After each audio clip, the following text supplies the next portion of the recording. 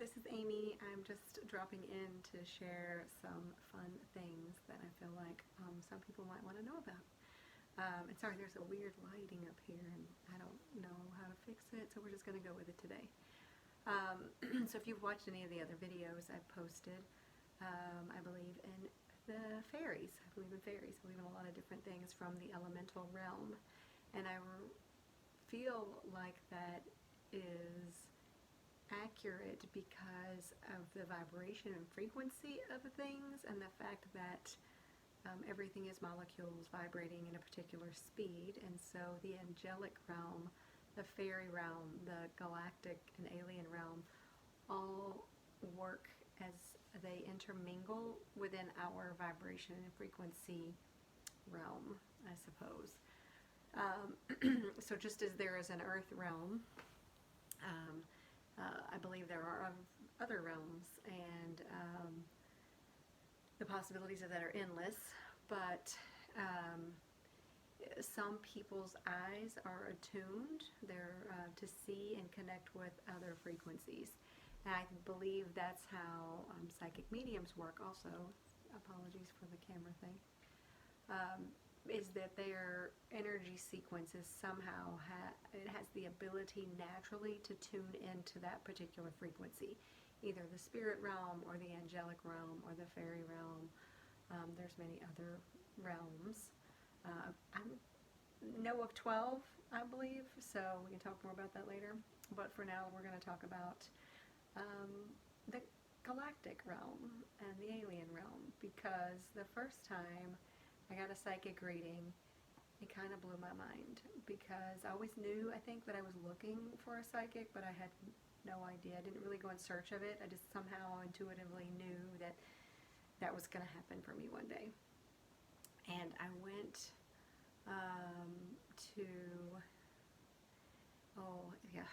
there we go. Big long story. I don't know where to start and end this one. It was during what they call a dark night of a soul, the dark night of a soul, of your soul, dark night of the soul. A couple of different ways to say that, I think. And I was on my knees in a puddle of weepy tears. There was a blood moon. I was PMSing and my heart was broken. I don't think I could have gotten any lower than I was at this moment. And I had recently started practicing Qigong and love that so much. But I met 3 very important women during this week, and they have been huge teachers in the last 5 or 6 years. But I had found the word emotional chakra. I'm not even sure there is emotional chakra. I think it's an emotional energy field. I don't know. But one lady from my Qigong class walked up to me and she asked, you know, why are you here? And which has also been a huge part of like me waking up. It's one of those little wake up moments where it's like, oh, that phrase means something to me. And I always try to hold on to those fun little moments, right? To start really noticing them. And so she asked me what I was doing there, or why are you here? And I'm like, well, I'm here to heal my emotional chakra. And I had no idea what that really was. There were just words coming out of my mouth at that point. And mind you, this was like 5 years ago, 6. 5.5. I like to be accurate. So with that, she mentioned that she did Reiki. So now I'm introduced to Qigong, I'm introduced to Reiki, and I'm about to get introduced to a psychic medium. So these 3 energies came into my life at just the right time. And I'd been experiencing a physical pain in my body, and I was hoping that Qigong might help, and if not, my new friend said she did Reiki, so she would, take a look at it for me. And then this I think was on a Tuesday, and on Friday was the day that I collapsed into the puddle of weepy tears. Ironically, on that same day, I actually became a minister to officiate a friend's wedding. So just like my typical Gemini self, I'm experiencing both spectrums of complete joy and complete sadness. And how do you hold space for both of those? I don't know, but it's a gift. That's all I can say. So I went to went home and collapsed, and I spent the weekend crying my eyes out. And I decided that on Monday I was going to try to do another Qigong class because that was really something that inspired me. And I got on Meetup and I found a class, I did not find a Qigong class, but I did in fact find one called Turning It Back On, Tapping Back Into Your Intuition. And that sounded great to me, and it was $10. So, I mean, can't go wrong with $10, right? Or can you? Anyway, also the number synchronicities with 1 and 0 is super magical as well. So as far as any sort of energy code, 1, 0 is magnificent. So it's alignment and oneness. So I went to this class and went through a guided meditation. Never experienced anything like that before. And that was also quite profound because she kind of proved her psychic abilities at that point through the meditation. And then I scheduled a reading with her, and I brought a couple of clients with me. And I sat down, and she asked me, she didn't really ask me a few questions. She just started writing things down. And as she was writing, she was speaking to me on things that were coming to her. She's like, you're a teacher, and you do, and by the way, I wasn't a teacher, but I'm becoming a teacher all the time now. She said, I'm a hairdresser, and she did not know that. But at the time, she's like, whatever you do when you're doing this is like when you're doing your magic. And I'm like, I do this all day long because I'm a hairdresser. So she mentioned a few other things about my grandmother that was in spirit. And I was, a little skeptical because the door for me wasn't completely open. It was really just an adventure. At the moment, it wasn't something that I was putting a lot of weight into.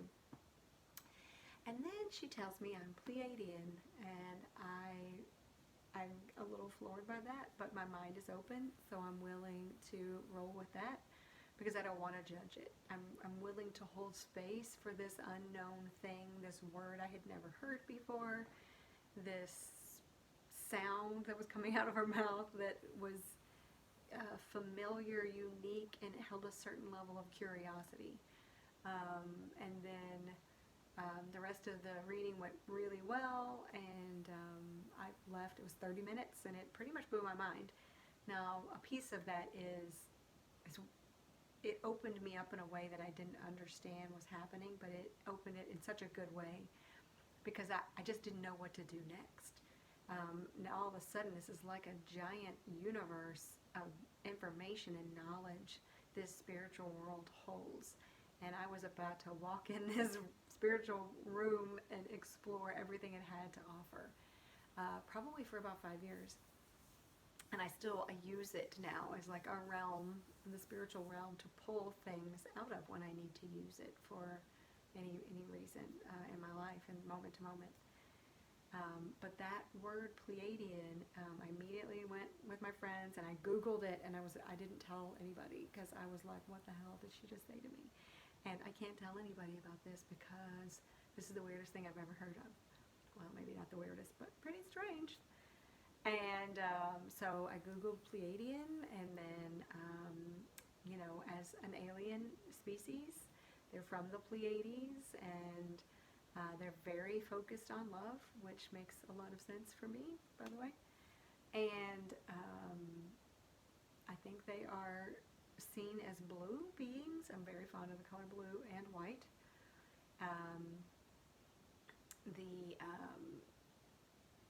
There's several other species of aliens.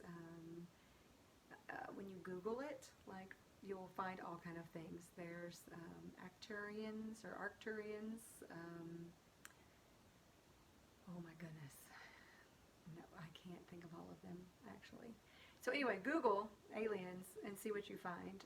The Greys, I've actually seen an alien being in my dream space. It was really quite fascinating because it felt so real. I don't know if you've ever had one of those dreams where their realness is profound, that you know it's in a dream. It's more like a visit somewhere else. And in this particular case, I was standing there looking at this beautiful, squishy-looking, blue-headed, blue-bodied, blue-fingered, all blue, shiny, shimmery-looking being, and I just wanted to poke it. and see what it felt like. I'm sure he loved that, or she. A lot of aliens also, I think, are androgynous. They are not male or female. They're kind of both. Um, so reminds me a lot of Avatar, and I have a lot of connections to that movie too that I find completely fascinating. Um, so that was my first experience with the alien galactic realm, the star people, star nations. There's a lot of different terms used, and I really cannot think of other of the beings right now. So, but do Google yourself and see what comes up for you. But it makes a lot of sense sometimes when you see people and they kind of resemble different, I don't know, they have different body types or different colored eyes or, different qualities about them. It honestly reminds me of Hitchhiker's Guide Through the Galaxy a little bit. All the bureaucratic stuff is a certain kind of alien. The elemental realm is a certain kind of alien, if you will. I actually like to think that all the fun fluorescent lighting you see everywhere is because there's a fairy working, or somebody with elemental roots who's incarnated from that realm or has visited and worked in that realm before. That's their contribution to our world. And to think about, how we look when you look around and see what might be the contribution that each realm brings into the world, because there's a lot, and which is why the whole separation thing isn't healthy, because we're all in this together. We can all co-create and make this experience super magical. So we need, fairies and elemental beings for fun and playfulness and mischief. We need the bureaucratic stuff because we do need order in places. Chaos would be crazy without some order. I guess it would be chaos.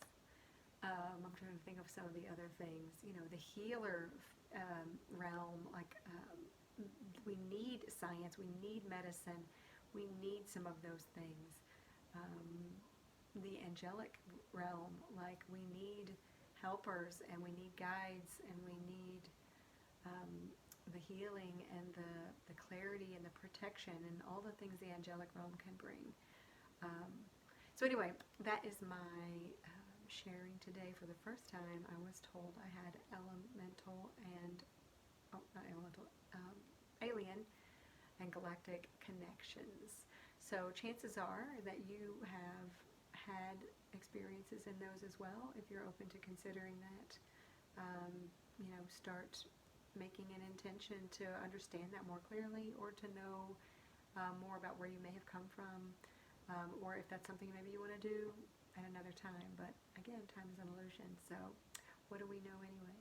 Anyway, thanks for listening. That's my share for today, and we'll catch up again later. Bye.